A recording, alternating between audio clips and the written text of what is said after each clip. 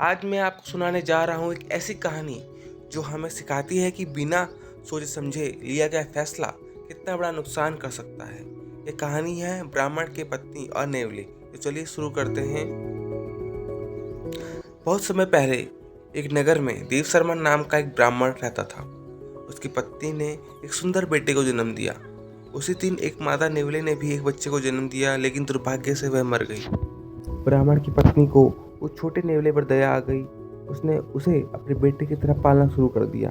वह उसे दूध पिलाती, प्यार करती और उसकी देखभाल करती थी। लेकिन उसके मन में हमेशा एक डर रहता था। वह सोचती थी, आखिर यह एक नेवला है, कहीं ये मेरे बच्चे को नुकसान न पहुंचा दे।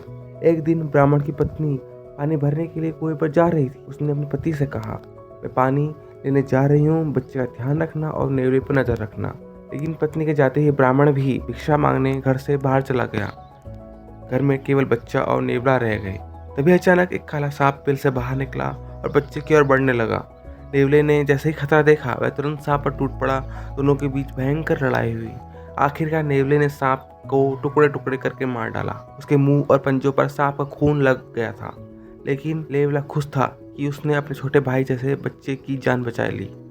वह घर के बाहर जाकर ब्राह्मण की पत्नी का इंतजार करने लगा। कुछ देर बाद जब ब्राह्मण की पत्नी लौटी तो उसने नेवले को खून से लथपथ देखा। वह घबरा गई। उसने बिना कुछ सोच समझे यह मान लिया कि नेवले ने उसके बच्चे को मार दिया है। गुस्से और डर में उसने पानी से भरा भारी घड़ा नेवले पर दे मारा। बेचारा नेवला वहीं मर गया।